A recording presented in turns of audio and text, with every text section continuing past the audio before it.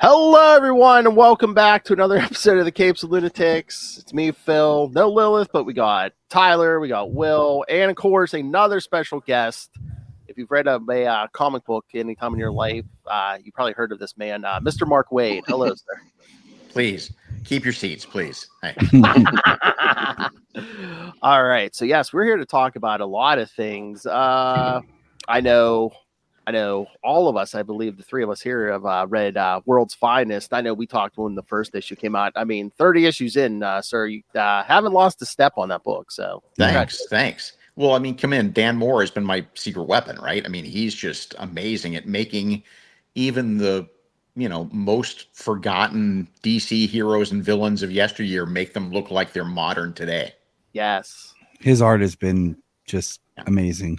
Wait do you see what he's doing on Justice League? Oh my God. Oh. Does he sleep?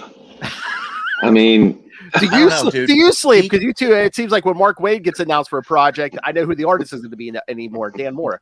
Yeah, he can do 2 pages a day. He can probably do 3 pages a day if he pushes, which is crazy.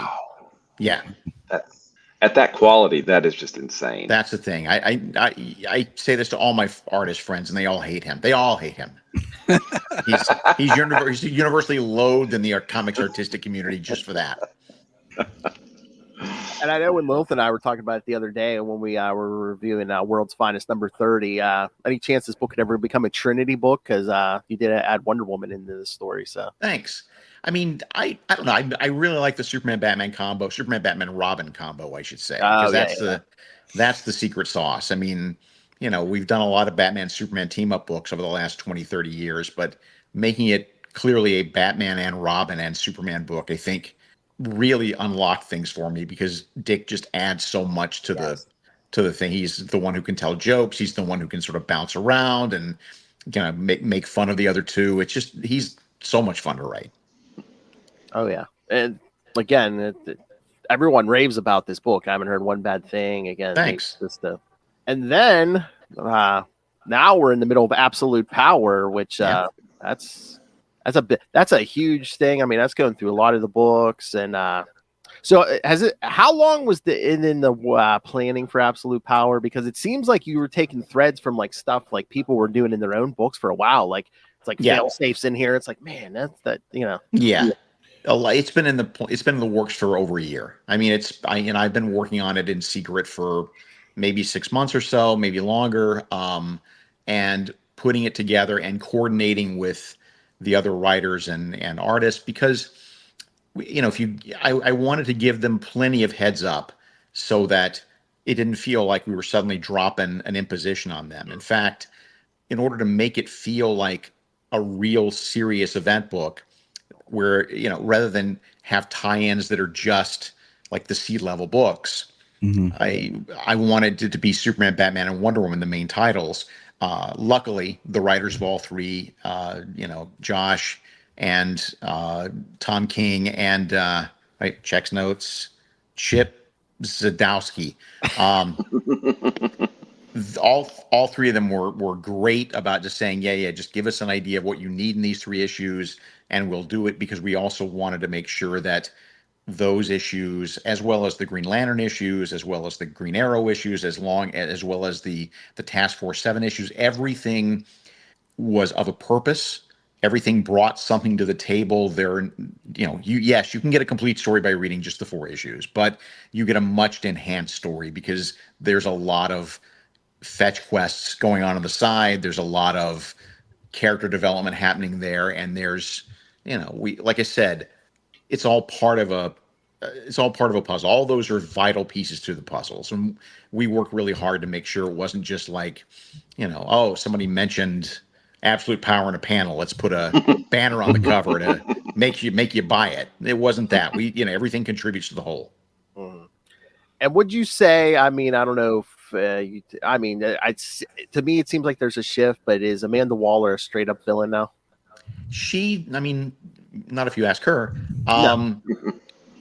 The cards I was dealt by the time I got to it after Beast World was, she's pretty much just finally crossed over all the lines. I've tried to bear in mind as I write her throughout, that I don't want her twirling a mustache. I want her to have some depth. I want to make sure that there is real emotion and real reason for her to feel the way she feels. And John Ridley doing the side book with Amanda's Origins has been enormously helpful. That is a great book, and it is a great insight into how Amanda can morph from the Amanda that we have known to the Amanda that we have now. Gotcha. So I think you probably have a really interesting perspective. Crossovers today versus crossovers, you've got Zero Hour from the Right. early 90s. I think, and my memory could be playing tricks on me because Phil tells me I'm getting old and senile, Yeah. but I think you edited Invasion, or were involved with editing Invasion. Yeah, I was the assistant editor on Invasion. Yeah. What a nightmare that thing was. Yeah, you've got these, crossovers from kind of the dawn of crossovers to doing a modern one now. How have they kind of morphed and changed over the years? The old way of doing it from Crisis on, because again, I wasn't working at DC at time with Crisis, but I was very much boots on the ground with the side projects, the guides and the compendiums, and the issues of Amazing Heroes that just covered it back to front. I mean, at one point, George liked to say that I knew Crisis better than anyone, including Marv and George. So, and then working on Invasion, working on Zero Hour, working on my own Underworld Unleashed over the years. The biggest change is that they really used to be line wide and imposed, like mandatory. There was no opt out button. And as comics have become more creator friendly, if you will, or at least more creator driven over the last 10, 20, 25 years, that's DC in particular has been very good about approaching each book and each series like most of them like, look, we would love for you to play along. We think it's a bump in your sales. We think it's going to get you some attention, but if you're in the middle of something crucial, we don't want to mess that up. That said, there are always going to be one or two books where you're like, we will do whatever we can to help you out, but we need some crossover action here or there. But it's more of an opt-in now than it was it was never an opt-out, and now it's more of an opt-in. It's cool. Yeah, there's no point. I mean, again, I've been on both sides of that table, right? And there's no point in, forcing someone to take one or two or three issues of their own book to tell a story that they have no investment in, that they are not interested in, that didn't come from their heads. As craftspeople, they will probably be able to accomplish it, but it won't be great. It'll do the job, and that's about all you can hope for. Gotcha. I wanted to ask, last time I got to speak with you, Mark, was right before you launched the Batman Superman. How has it been just coming back to DC? It's great. It's just great. This is my home. This is where I belong. It's been terrific. I mean, and DC, from Jim Lee on down, and Marie Javins, and my editors, Paul Kaminsky and Andrew Marino, and all the people I've been working with have been great about just sort of throwing open the doors and just saying, tell us what you want to do. Let's make that happen. And I'm very grateful for that. Most people don't get a career this long. And that is not a humble brag. That is more of a holy smokes. I don't know how that's possible, but I am not going to look a gift horse in the mouth. I'm going to keep pushing to try to make myself better with every script. And I'm going to enjoy the ride while I can, because, to be able to play in the DC sandbox, and especially with World's Finest, which is in continuity but set a few years back, I can do whatever I want to. I can have whatever guest stars I need to. I can play with whatever aspect of the DC universe I feel like playing. Every book you've been putting out has just been amazing. Thank you. Right before you came on, you're welcome. We were talking about, I really enjoyed your, I guess, Shazam book with the captain and everything. Yeah. He's such an interesting character, because I feel like his lore is all over the place, and I really like what you did with it. It was thanks. I think we nailed it down pretty good. The challenge of that book to me, and it has always been the challenge, was if you are a kid who has the power to say a magic word and turn into a superhero, why would you ever change back? And that was a code I had to crack, and we finally cracked it by pointing out that he has the powers of these 6 gods, right? He's got the strength of Hercules. He's got the power of Zeus. He's got the speed of Mercury. He also has the wisdom of Solomon. And Solomon, if you look back at history, Solomon was not a super genius. He was just good about taking the practical way forward. So when he's the captain, the power of Solomon sort of gives him a clarity, and in terms of there's no panic, 6 things are happening at once, but I see how to deal with this. But when he's, but the downside when he's not in action and he's the captain, the wisdom of Solomon continues to whisper in his ear, saying things like, "Do your homework, eat your vegetables, get some sleep." And it's just it's a slight thing. It's a little tiny back of the head whisper, but there's a point at which it just drives him crazy, and he's got to turn back to Billy, or else it'll just make him nuts. Yeah, I love it because the term "wisdom of Solomon" gets used a lot at my house. Yeah. Because my 7-year-old's name is Solomon, so he'll say stuff and he'll be like, "Wisdom of Solomon." Wisdom of Solomon. So like I pull that out. Like I was in the Has book. he cut any babies in 2 yet? No. Okay. Luckily we haven't got that far. Right. But like he's he'll get my iPad and he'll start playing around the DC app now and start like reading stuff. And I was showing him the book because we also, my daughter who's 7, my son's 9, keep asking me questions like, because the different media, they're like Captain Marvel, Shazam, the captain. I'm like, it's the captain now, guys. Just go with it. Right. Just go with it. It's the best we could do. It's legally, it's the best we could do. Everything else is trademarked by somebody else. Even Captain Thunder is not ours to use at this moment. So, which would have been the best. To me, would have been probably the best alternative. But for the time being, it's the captain, and live with it. So it just seems like a cool, like it's like he has his name, but then he has his nickname.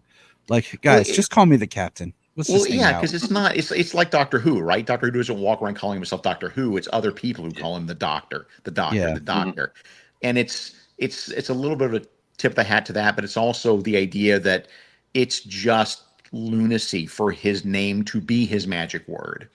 Yeah, because they try to duck and swerve around it in the last few years by saying, "Oh, well, he has to be concentrating when he says the word to change, and he can just say it any other way, or whatever it is." And I don't accept this. I find that it just takes on a meta sense. It just sort of takes the magic away from the word, right? It should be special when he says that word. It should be a special moment, and letting him just say it, randomly throughout the day, I don't know. That just doesn't sit right with me. Well, I think you really hit on something there too, because when you look at superheroes in general, there's that transformation scene, right? That where they go from the ordinary to the extraordinary, and that's there's a lot of magic in that, and I think you hit on it perfectly with that. Thanks. Well, and again, Dan Mora, come on, again, my ace in the hole. I thought I was going to say that book was a great run by some artist. I can't remember his name. I know. although Emma Lupacino came on after him and she was the one I did the Teen Titans World's Finest book with, and she's phenomenal. I mean, she's really good. She's great at character stuff. She's really good at the smaller moments. I mean, again, another artist I would work with anytime, anywhere. Oh yeah, that's another great book. That World's Finest Teen Titans. That was great. I had a blast. DC's been really good about me just sitting down and going, okay, here are my dream projects. Silver Age Teen Titans, that's one. Batman, Superman, that's one. There's a couple more coming. So with that formula, there's a couple more in that, like. And that's sort of, I'm not sure they'll be branded World's Finest, but they'll certainly have that same feel to them in the sense timeless feel. I'm hoping this is timeless. Yeah. I have one that I'm hoping for. I don't want to say it because I don't want to jinx it. What do you got? I mean, I can't tell you regardless, but I thought he was going to say somebody else. Oh, no. Here's the thing. He did 90 years on the Flash. Can't do it. It's Captain America's an outlier. I'll come back to that in a second. Oh, but I have found that it's just not good to go back to something that you did before. Makes sense. Because people don't compare you with your work. I mean, people who love it and love what you did before don't compare your new work to that work. They compare your new work to their memory of that old work. So you're fighting against your own sense of nostalgia, right? So it kind of doesn't matter. I mean, I will stand the 6 issues of Flash I did in the early 2000s against any of the stuff I did with Wally, or most of the stuff I did with Wally. But it just didn't get a great reception because it wasn't what people expected, and I wasn't doing karaoke. I wasn't playing the hits, if you will. Yeah. And it's just I've said pretty much everything I know to say about Wally. There's so many other characters in the DC universe I'd rather get a handle on.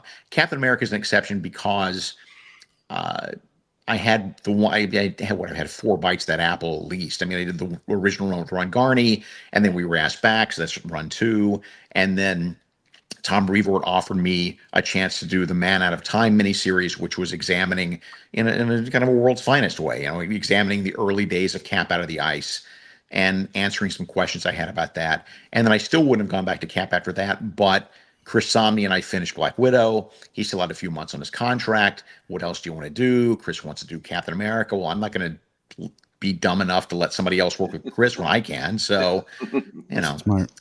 But yes. Weren't you like a huge fan of Captain America even before you got into the business? I really was. I was talking to Ralph Macchio this weekend at a convention in Connecticut, who was the editor who hired me back in the day. And I reminded him that I told him at the time, like, he left a answering machine message back. Kids' answering machines are like voicemail, but they're in a box. He left me a voicemail saying, "Hey, I want to talk to you about a Marvel book." And then he didn't say which one. And I got home and got the message, and I sat there and I told my then girlfriend, I said, "Look, unless it's Captain America, I'm not interested, but I do it for Cap." And sure enough, that was the book. That's awesome. Nice. Yeah. I do have a question about a book. Can you offer any update on issue 2 of the Superman, The Last Days of Lex Luthor? Yes, I know. I love that first book so much. It's my statement on Superman, and the whole thing is like as Birthright was my statement on the early days of Superman. This is my statement on modern Superman, and it kills me that DC put it on the schedule just too quickly. When you've got Brian Hitch, who by his own admission is not always the fastest guy in the room. Sometimes he is, but sometimes he's not.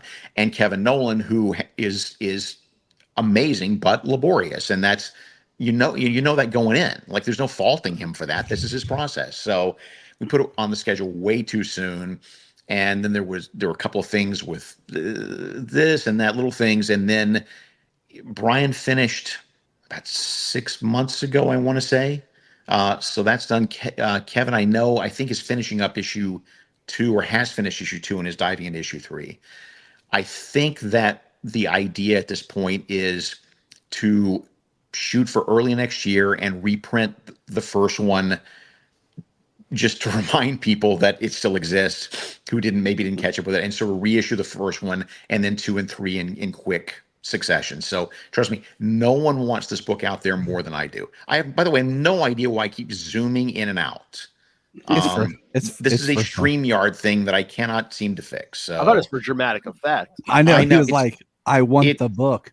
It is killing me. It just I'm getting seasick just looking at myself out of the corner of my eye. So, but there's no adjustment here that I can make on the settings. So sorry, people. This is me in and out. Okay.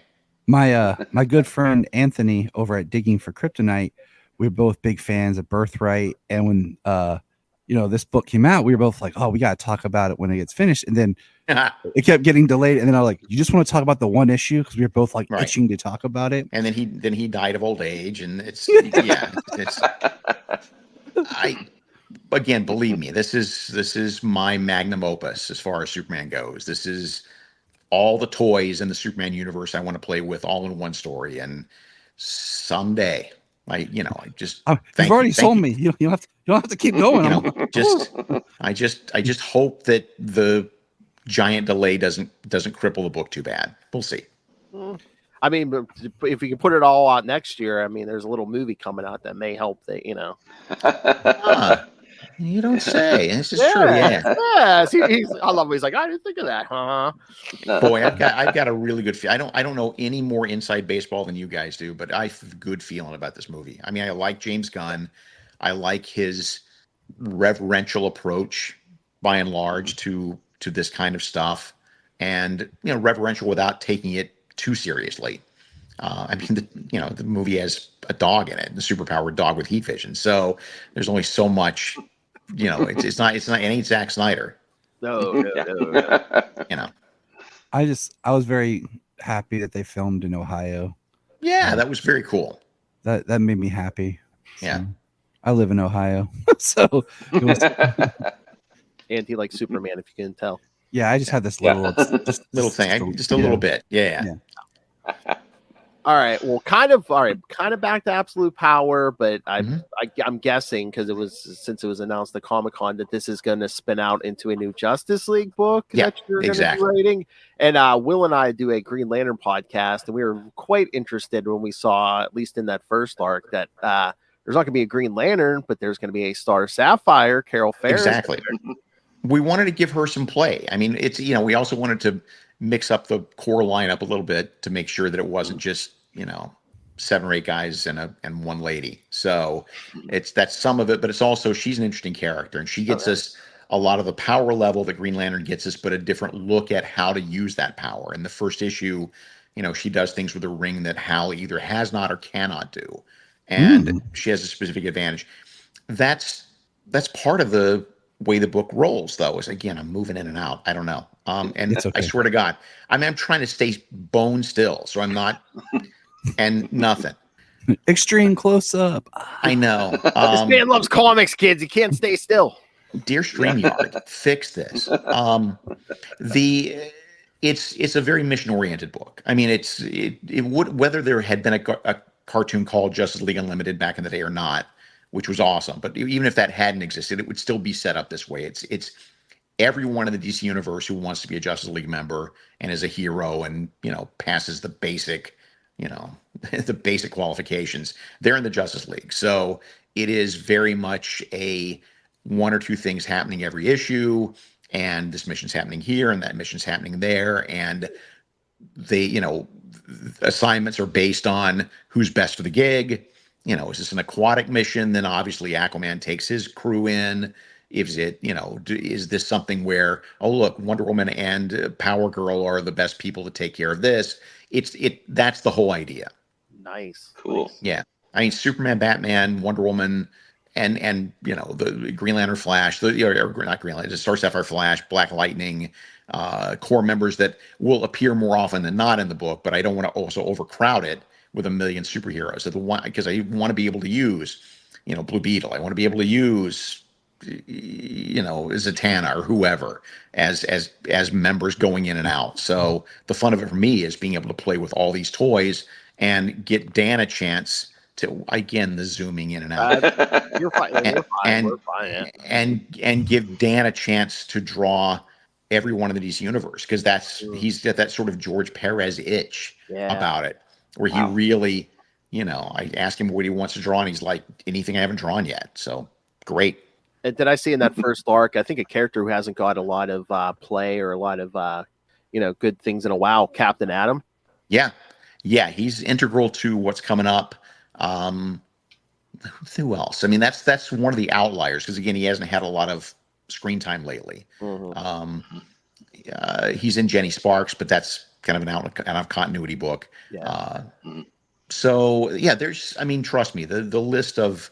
it's a very deep, let's just say it's a very deep bench, because I love all these characters. Nice. It's exciting. Thanks. I thought And scene. Okay. Yeah, and I have another question, but I thought I wanted to read something real quick, if that's okay.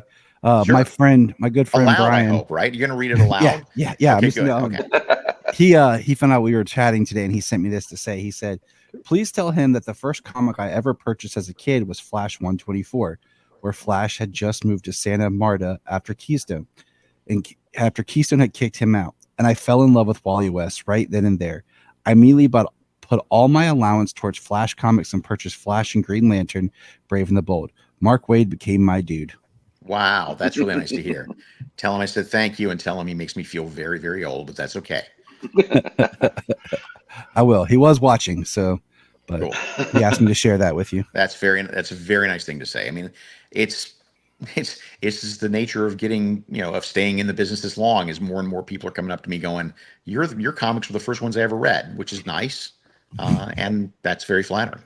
When my kids asked who I was talking with tonight, and I was telling them about your stuff, I pointed out, because I have the book we talk about, they know the imagery of Kingdom Come, and I was just like, the writer of this, and they were like, oh. No, like, please. They're just currying favor. Hey, my kids are smart. My kids your kids are smart. They're sucking the wisdom up to of you. Solomon. We get it.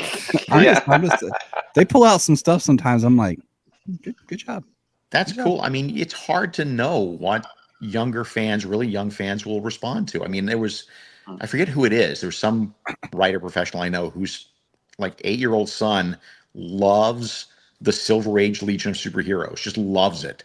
And that is awesome, but I don't know why. I mean, I know why I love it, because I was there when I was 8 years old, but it got to be the corniest sounding, corniest looking stuff in the world, but he digs it, and that's great. So, everybody has a favorite comic, and it doesn't have to be, last week's whatever.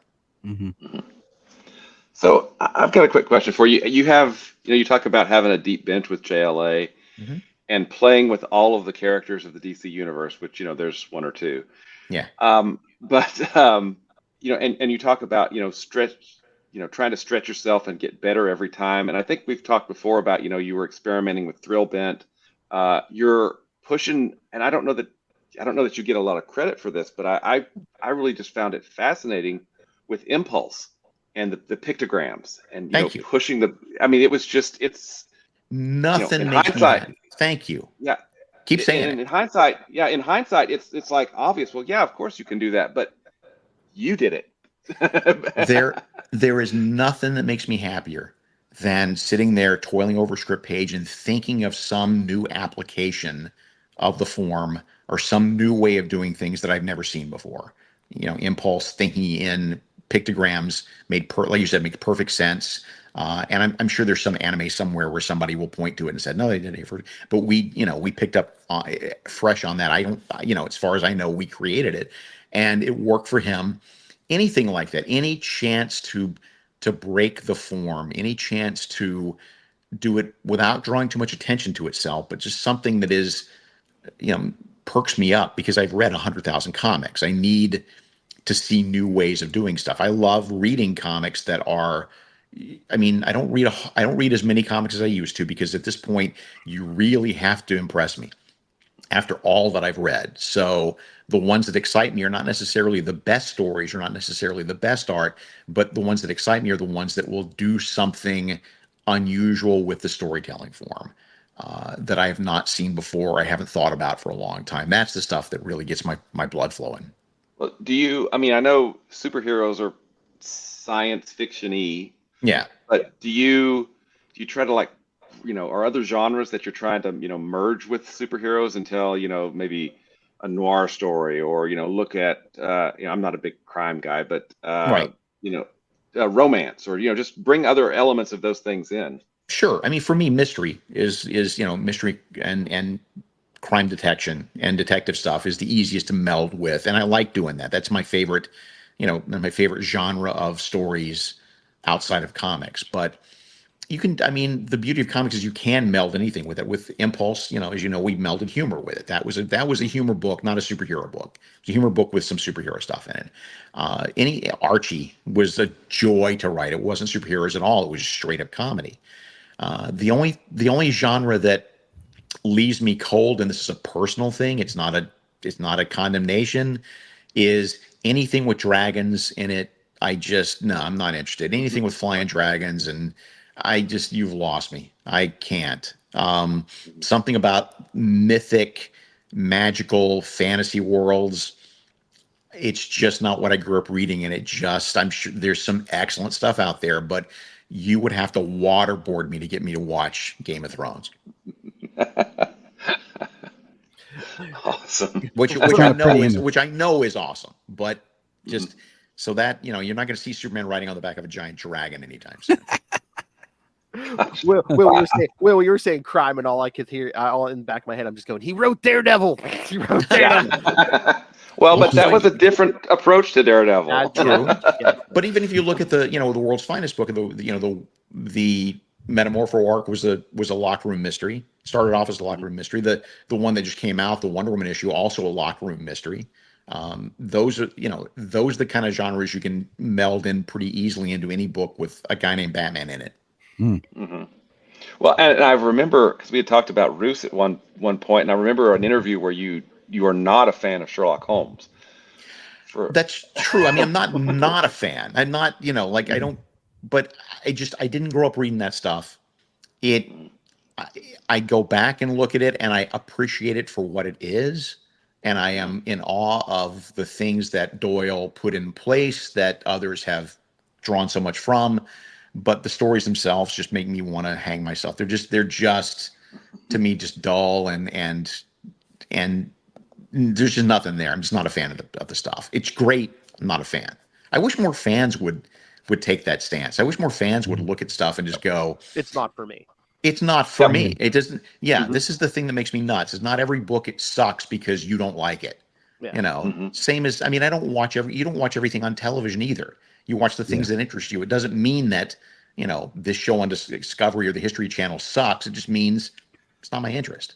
And the same applies to comics. Same applies to anything. So, yeah. All right, Will, I'm going for the pitch. All right. Okay. I believe the other thing did they announce, is there going to be a new version of Action Comics Weekly? Not exactly. First off, no one in their right mind would do a new version of Action Comics Weekly.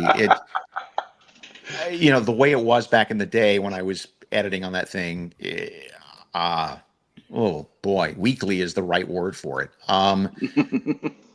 It was a well-intended, and for those who don't know, it was back in 1988, I want to say 89. The idea was taken up to make Action a double-sized anthology book with a couple of pages of Superman, but also rotating 6-page features in and out of it.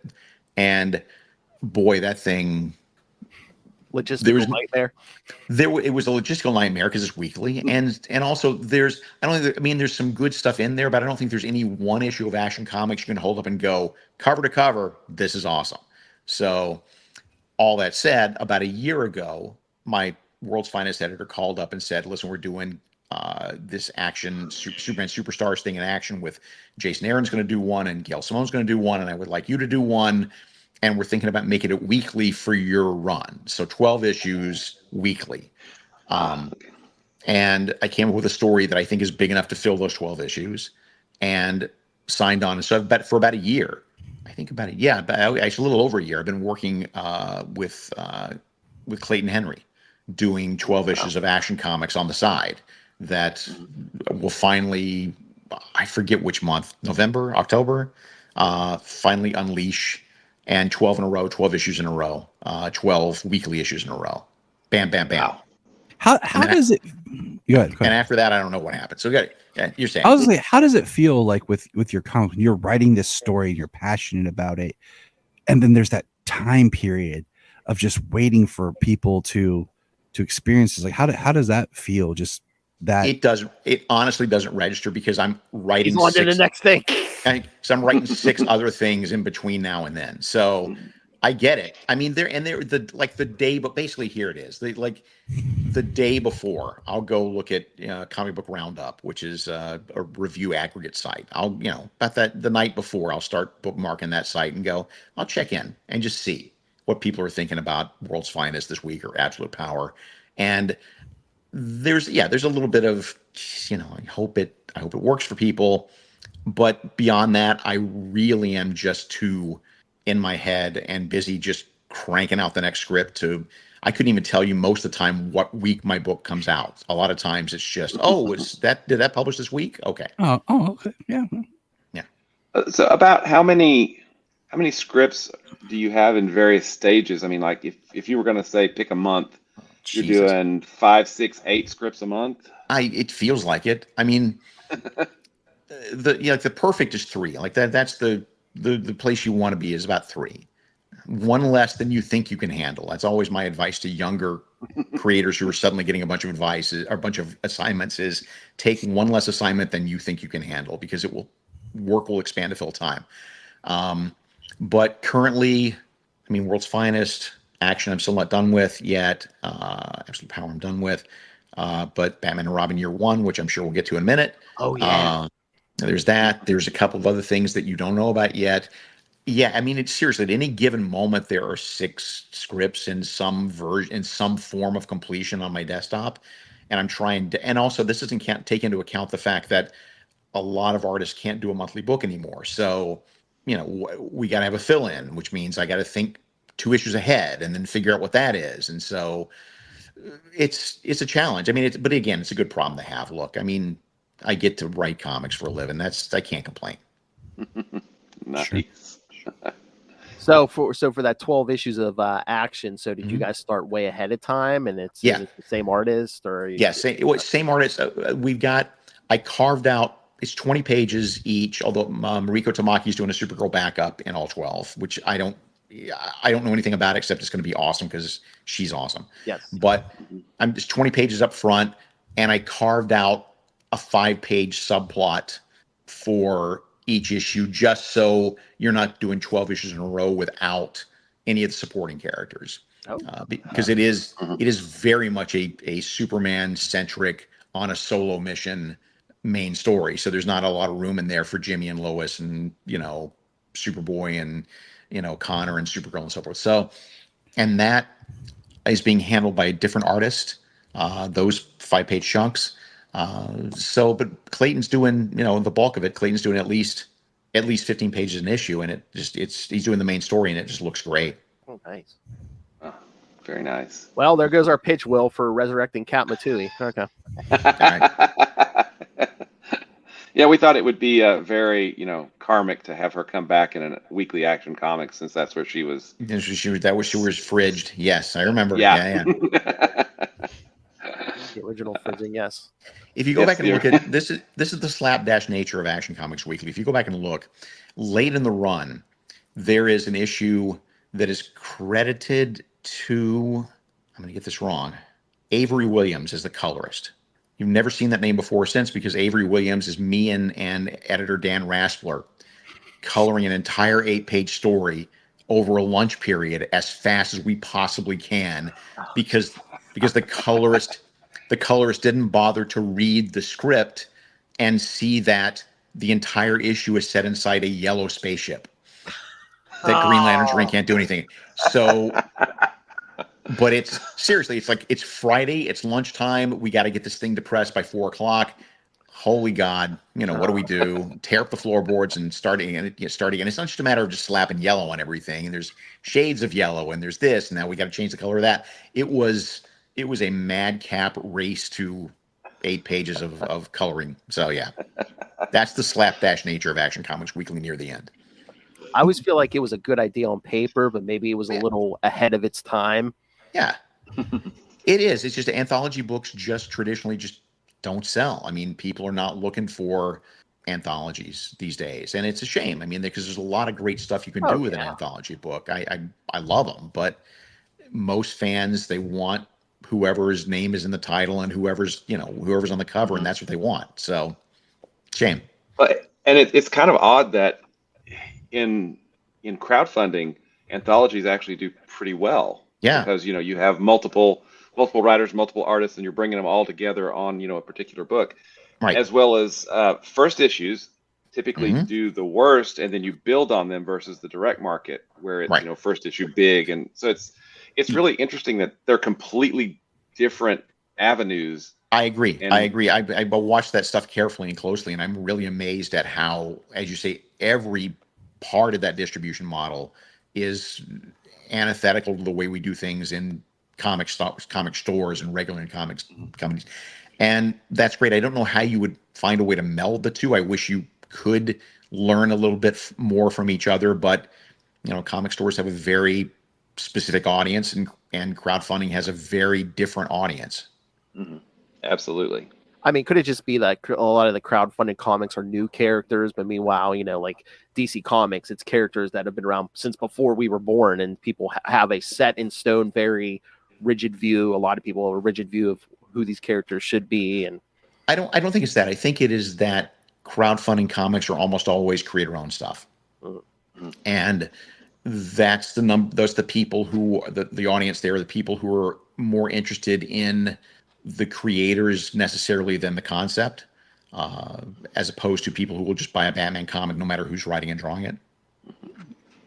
Yep, I would agree with that. Yeah, I mean, it's a callback to the way art was done in the 1800s. I mean, it was back in the days when you had patrons, funding your art for you, and it's that connection that the audience has to the artist, and there's not a middleman. There's not a publishing company in the middle.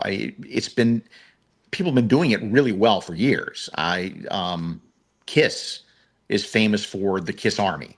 Kiss in their heyday built up a fandom of hundreds of thousands of complete acolytes who would follow Kiss anywhere, anytime, doing anything. And you do that, and therefore then you build a relationship with that audience where you can always count on them to be there for your albums, for your releases, whatever. And it's very specific because it completely cuts out Sony, or RCA or whoever's in the middle. It is just, and I think audiences like that. I think that audiences and customers respond well to the idea that I know, I love Taylor Swift, for instance, and I know that all my money is going specifically to her rather than going to a middleman or going to Sony or whatever, and then they're going to pay her a piece of that. I want my enthusiasm, my support, I want to go directly to the artist rather than a faceless company. And that's what Kickstarter does really well. And I think there's some way to make that work in more mainstream comics. I don't know quite what it is, but it is a code I'm trying to crack. Awesome. It's good to hear. Would you agree with that Kickstarter creator, Will Allred? Yes, I would agree with All right, excellent. Okay. All right. So you mentioned it. You mentioned the magic word. Yeah. So what can you tell us about Batman and Robin Year One? Oh my God, it's such a beautiful looking book. Oh my God, it's so beautiful. Chris has been wanting to do Batman. Chris Samnee's been wanting to do Batman forever. It's his Superman project, right? It is his, like, as Superman is to me, Batman is to him. He really wanted to do a Batman book. And he was pitching for a long time, but he couldn't find anything that floated DC's boat. And there was an editorial regime change, and an editor who he had a relationship with came in and said, yeah, Chris, just pitch us something. And he wasn't sure what to do. He called me up and asked me if I'd want to do a Batman book with him. Well, yes, of course. I'd do anything with Chris. He's just, he's brilliant. And we talked about it being I said, what do you want to draw? Well, I like drawing Two-Face. Great. We'll put Two-Face in the story. What do you want to draw? Well, I like Dick Grayson as Robin. Great. We'll put Dick Grayson in the story. Just give me a laundry list of what you like, and we'll build a story around that. Okay. And what it ended up becoming, as we talked it out and talked about the fact that when you are able to come in at the way we're coming at it, to actually call it Batman and Robin Year One, suddenly now we have a focus on the book, because it's not just a rando Batman adventure. It's not just, a fifth Batman book this month. It's in continuity, and it is as much a Bruce and Dick story as it is a Batman and Robin story. They, all four of them get equal face time, basically. It takes place 2 or 3 weeks after the accident where Robin's parents died. They've already dealt with Boss Succo, and they've already dealt with, getting vengeance for the Graysons. And now it's the next day, and Bruce has adopted a kid. And now, what now? As Alfred is very fond of pointing out to him, you don't know anything about being a parent. And frankly, you don't really know that much about being a child either. Mm-hmm. So, as Chris puts it, and it was really eloquent, Chris, points out that what's interesting about their relationship, many things, but one of the things that's interesting about their relationship is that having your parents killed and then going out and dressing like a bat and going out to fight crime and punch things, that's how an 8-year-old would deal with a problem. Yes. That's very much a child's approach to the problem. And Bruce, for good or ill, and it's not to denigrate, he does great things as Batman. It's awesome that he does that, but it is very much in a sense he's frozen in that childlike response. So in that sense, you've got, this guy trying to raise another kid who, from that perspective, is about his age. So they don't mesh well together at all at first. They just don't. They want to, but Batman has a very specific idea of what he wants the job to be, and Dick Grayson is a very strong-willed kid, and Batman doesn't know how to talk to kids, and Dick is getting used to this idea of, I miss my parents. Wait, I'm rich. What? There's so many things about his world that have changed, that the story at heart is really about how do these two completely disparate personalities who have only the one thing in common, which is their parents were murdered. That's all they have in common. How do they end up meshing together as the DC Comics most effective crime fighting team? That's the goal, and that's the 12-issue journey. Oh, nice. 12 issues. Nice. 12 issues. Yep, a whole year. I'm excited even more now that you said that Two-Face is going to be in it. So yeah, that's my favorite villain. There's several villains in it. I don't want to spoil anything. That's cool. And there's also, it's not like a big giant rogues gallery of like, oh, let's put the Joker and Penguin and Catwoman and Ra's al Ghul. That was one of the things we talked about is, hey, Chris, how many villains you want to draw? But as Chris puts it, the story as it shook out really didn't go that way. So hopefully there'll be room for appearances by some of the other villains, but it's not, and if we can work that in organically, there will be, but it's not going to, climax in a story with Batman and Robin versus, 18 Batman supervillains. Good. I like that. Nice. So we're going to be getting 12 monthly issues of Batman and Robin year one, and then 12 weekly issues of Action Comics. So yep, that's 24 Mark Waid comics just right there. Wow. Yes. Yeah. Wow. Yeah, you're going to be sick of me, and by the end of Oh no, we're not sick of you. No, I don't think anyone's sick of you. It seems like DC is not sick of you, man. Every other day it seems like, oh yeah, Mark Waid's doing this too. My editors are awesome. My editors, every other call I get from my editors is, you just make sure you're doing okay. You're doing okay, right? Like, look, I'm doing fine, but I appreciate the concern. But it's not your job to worry about my schedule. It's my job to worry about my schedule. So I appreciate I appreciate the compassion. That's above and beyond the call. Like, I took the job. I gotta meet the deadline, but they'll work with me. There are times, personal stuff gets in the way, or, here comes COVID or whatever, where it becomes, what can we do to figure out something here? How can we, there's one project that has been pushed back a couple of months already that you don't know about yet. But it's because, it's a lot of work to do Absolute Power and all this other stuff at the same time. But again, the editorial team at DC is just great about it. No complaints about how they treat me, just nothing but compliments about how they treat me like a Fabergé egg. I'd really appreciate it. I'm trying to remember. So you've worked with lots of superstars, artists. Yep. Are there any artists that you've not had a chance to work with that you would just? Yeah, the answer is yes. The answer is yes. I'm trying to think. You would think I would come prepared for this question because it gets asked a lot. I've been very, very lucky, and Jose Garcia Lopez obviously was high on my wish list, and managed to tick that box a couple of years ago with the Wonder Woman 80th anniversary special, and it's just beautiful work. I've been really lucky. I know there are people. No one comes immediately to mind. I'm sure 6 people will come to mind the moment I get off the call, but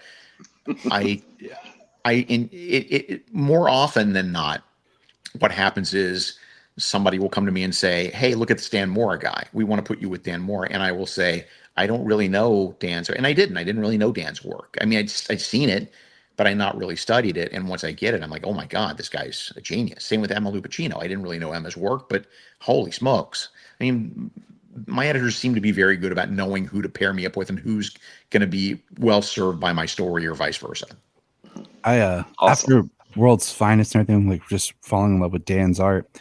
I went and bought his I had read it before. I went and bought his Klaus book last year. That's also Grant Morrison, the best writer in comics. Come on. But I loved his art, like just because that imagery, because I went through a whole like history with my kids on like the Santa stories and stuff. Yeah. So I was like, let's pull this out, kids. Cool. Anything to get back them into comics. All right. Anything else you're working on, Mark? I mean, we still have a whole other hand of fingers that we can list stuff off on. I'm trying to think what we can talk about. There's that's the key. You can't talk about 1, 2, 3. There's a bunch of stuff. It seems like there's something else one of the things that is out there in the void that will eventually be printed. Eventually, is about 4 years ago. Longer, maybe, it's all a blur. Simon & Schuster came to me and Marvel Comics and said, we want to do an update of Stan's famous How to Draw Comics the Marvel Way, but we want it to be all-inclusive, and we want it to be how to create comics the Marvel Way for everything from writing to art to coloring to lettering.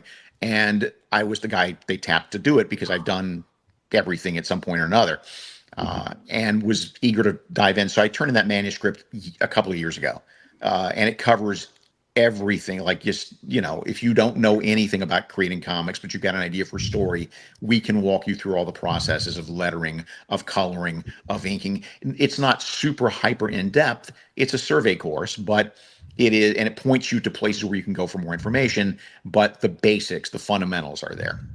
That's awesome. Mike Hawthorne is doing the artwork portion of it.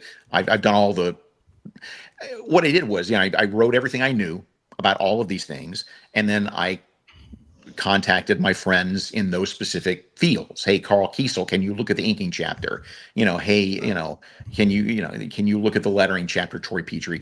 And make sure that I'm right, make sure that I've got everything right. And, I got some feedback from them, which is great, but I didn't want to just presume that I knew how to do all this stuff without getting some advice. The other thing that's fascinating about it, though, because again, it's just with COVID, it just fell off the map, and you can go on Amazon, you can Google it. Or not Google. You can go on Amazon and search for it. I think the publishing date is like 2099 at this point. But someday, I mean, they put too much energy and money into this book now not to publish it. So someday, hopefully, sometime next year, How to Create Comics the Marvel Way. You heard it here. He's writing the Marvel 2099 books, right? That's exactly. That's the takeaway. Yeah. So I really want that thing to come out. I really want that thing to do well. I've also had to.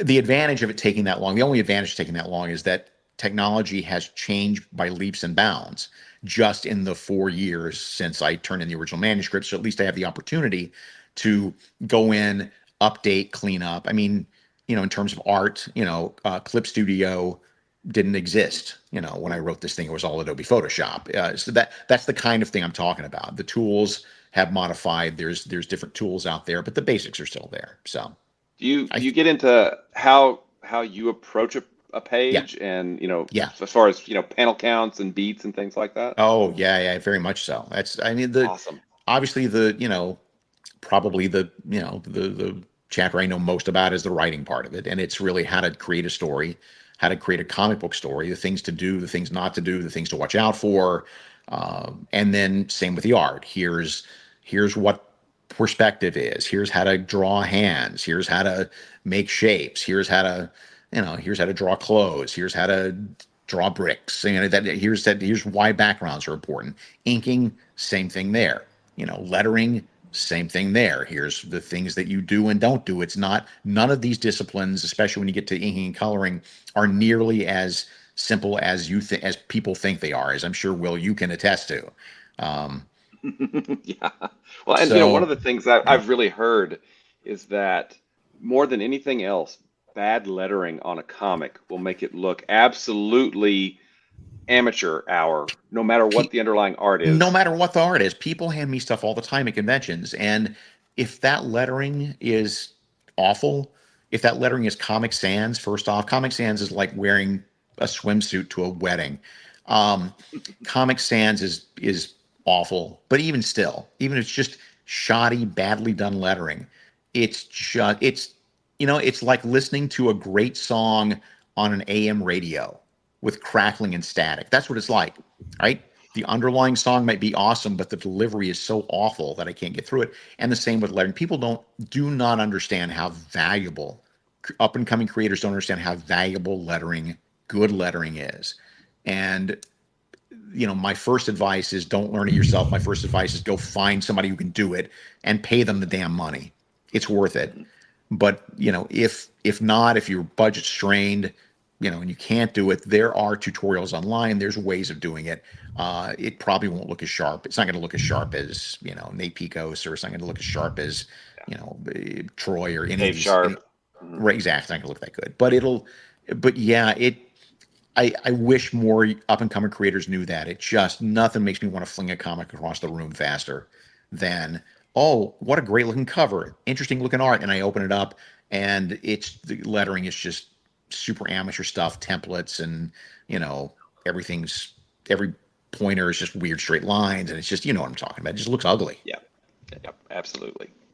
I have a quick question here. Yeah. As the world's biggest Superman fan, Mr. Wade, have you watched My Adventures with Superman? And if so, what did you think of it? I love it. I really love it. The Mark Waid of 30 years ago would not have loved it because the continuity. Why they know the secret identity. This is crazy. Continuity. I've come around. Every Superman can, everybody has their favorite Superman. Everybody has their different idea of what Superman is. And as long as it's done with hope, as long as it's done with optimism, I don't care what your take is. I mean, I think that's still Superman. It's not the Superman that we are familiar with in a lot of ways, but it's still Superman. And there's a lot of wiggle room there with the supporting characters, but he's got to be Superman. And I think they capture that really well. Josie Campbell and her crew, and I got to talk to her about this at San Diego this year. I really am impressed with this and love that series. That actually became a series that we would watch every Sunday for breakfast, and my kids were I bet more excited about it than I was at times, because they would be up like New Adventures of Superman today. Yeah. And I loved it because I got to see them love the characters that I love. That's awesome. In a whole new light. What a gift. Yeah, I mean, it truly was. And like, I've been praising for a while, and this is why I like a lot of your books right now, is there's now starting to be stuff to pass down to the next generation. Yeah. Like, like I was talking about earlier with the Captain and stuff my son can read that can get invested in, so that these characters that we love aren't stopping here. Right. There's something to mine the next generation with. And I love that show for that ability that it has. So. And it also just goes to the issue, as does Batman Caped Crusader, as did a lot of other things that that's good one. Yeah. That it doesn't have to be super dark and grim and gritty and adult. It doesn't have to be that. You can write something that is all ages. Actually, I think there's some cursing in Batman Caped Crusader, which could set some people off. But My Adventures with Superman is a good example of just that's for all ages, and it doesn't mean it's dumb, doesn't mean it's childish, doesn't mean it's simple, but it just I think that's my wheelhouse. That's my lane, is writing superhero stuff that is by and large all ages and appropriate for, a 50-year-old fan or some kid in a Halloween costume who shows up at your front door. Hopefully at Halloween. Once he mentioned My Adventures of Superman, I'm like, oh, now I have to ask about Batman Caped Crusader. If you got the opportunity, because I know they're brought in a few different writers, would you be any interest in writing an episode of Batman Caped Crusader? Maybe. There was a soft ask, actually. Not an official one, but a soft, let's say, inquiry. And my schedule was too full at the time. I don't know how good a job I would do, because I don't know that is. I think it's an awesome take on Batman, but it's not my take on Batman. And also, I mean, look at the Murderers Row people they got. They got Greg Rucka. They got Ed Brubaker. I know some of the writers for the second season are coming up, and they're terrific. And just let them do their thing. Also, on top of this, I would also mention that because I've been courted to write cartoon stuff in the past. Here's why I like comics.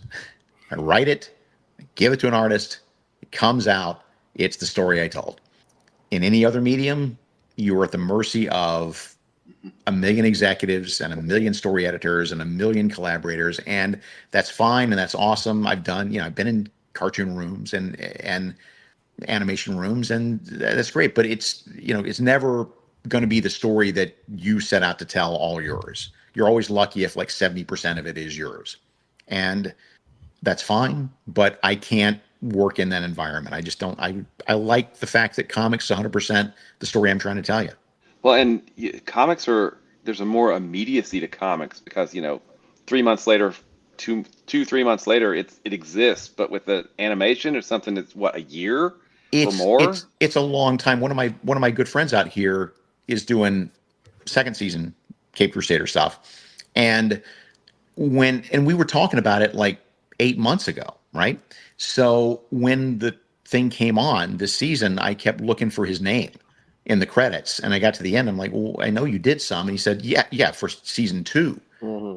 And that was, again, we've been talking about it 8 months before that, and he'd been working before that. So yeah, on the other hand, I write an issue of World's Finest. It's in your hands in about 3 months.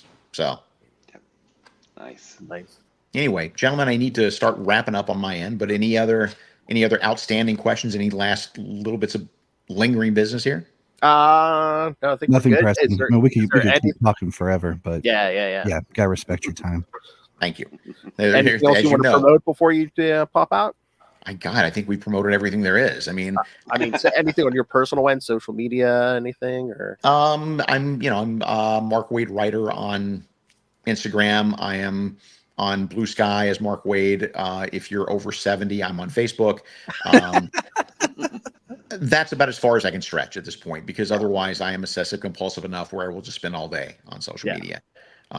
And that is not a good thing for any writer to do. There's that. I'll be doing a couple of conventions. I'll be doing Baltimore this year in a few weeks. I'll be doing Sioux City after that at the end of September. And there are a couple more coming up. I'm doing a lot of conventions these days. I did a lot this past year, and I just enjoy it because it's just, a free vacation for me, if my fiance, to go see some part of the country or some part of the world we've not seen. So I'm down with that. So keep your eyes open if you want to see me locally somewhere. There's a good chance I'm going to be somewhere within 500 miles of your house somewhere in the next couple of years.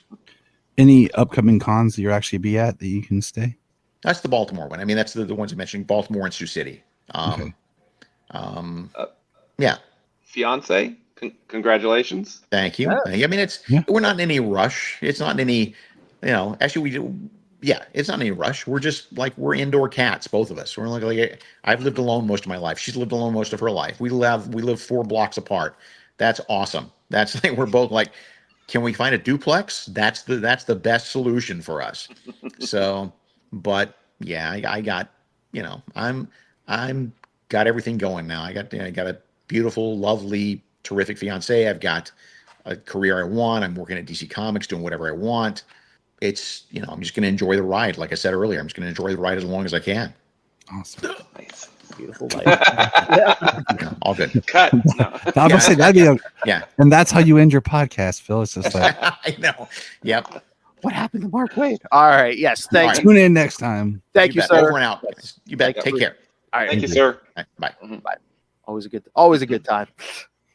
Always good information. I always feel so bad because half these people anymore, they do like 20 minutes. Because like when I just talked to Erica Schultz last week, because like she even said, she's like, my sweet spot is like 3 to 4 books a month. She's like, right now I'm doing 7. Wow. And one of them she writes and like I think she's doing the lettering. So it's like, I'm like, what? Yeah, she's on Kickstarter. She did. Yeah. Because she's got a What bunch was of it? Marvel It was a- stuff. She has a bunch of Marvel stuff. She has at least one thing in Image. And she has like some creator and stuff. Yeah, it's Like I had questions I was going to ask him, like about a little bit about the All In initiative and like all that. But I was looking at the time, like, I know. I was like, I feel that opens up a lot more, and I'm like, you know what, he's busy, and it's it's nice to respect people's time. mhm. Mm-hmm. Yep, absolutely. I think we hit a lot of good topics there. So Yep. Mm-hmm. Yeah. Well, and no Katma, but that's yeah, okay. I know, but it's like Keep trying. it's not like a true Action Comics Weekly, with like multiple. It's basically it's a Superman story. So Yeah. which I kind of like better because with that original Action Comics Weekly, Superman was in 2 pages each issue. I think so. Yeah. I love. He's like, yeah. What year was that? 88, 89. I'm like, I was like, yeah, 88. I'm thinking, look at me. I'm telling Mark Waid when he did his. I'm like, shut up.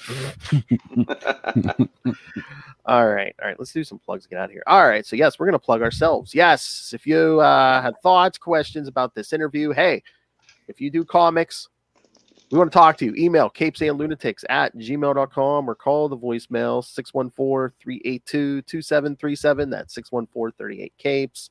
You can help support us on our Patreon, patreon.com/CapesandLunatics, and you can find episodes, social media, all the merchandise, all the good stuff at tubespace.io/CapesandLunatics Podcast Networks. That's tubespace.io/CapesandLunatics Podcast Network. All right. And Tyler, where can they hear you talk Superman besides Electric Mullet? On the Electric Mullet. I'll be back next month after taking this month off. Nice. You can find me at Krypton Report, where I'm over there with Mr. James Cole when he's not fighting crime. We are talking Superman and all things DC. The walking Chuck Norris meme, Mr. James Cole. Yes. I definitely help boost his ego when he's down with randomness. Nice. All right, and as we said, yes, Mr. Kickstarter. Will tell people about your Crossover Division. Yeah. You can find me at Walred. That's at WALLRED at Facebook and Twitter and Blue Sky and other places that I don't remember at this point. But if you'd like to check out Crossover Division, Crossover Division number 5 has been sent out to all the backers. So we will be launching Crossover Division 6 next month. It'll be sometime in September. And then you can also check out an older book I wrote called Diary of Night at diaryofnight.com. And, there's a character that I do a podcast for, but I can't remember what character that is. Oh, yeah, that maniac you love, yeah. I, of course, love Hawkman. That's the one, yeah. So Phil and I do a great little podcast on Green Lantern every week, which is kind of fun, called Sector 2814. Over on Capes Lunatic Sidekicks, kids. Comes on the day after Electric Mullet. So here you go, kids. You're welcome. Back to back, Yes. Electric Mullet twice a month, and then when that's not on, Nightwing News is on, and that's why. Yes. I almost forgot about Batman and Robin year 1. I was like, oh, thank God he said that. Kristen would be all mad if I wasn't like, tell me your plans for Dick Grayson. All right. Batman and Robin year 1. Yeah, that's right. All right. So yeah. All right. I'm not doing an exit. All right, kids. So yes. Thank you, Mr. Mark Waid. And anyone wants to speak to us, email us, call us. All right. Thank you, everyone, and good night.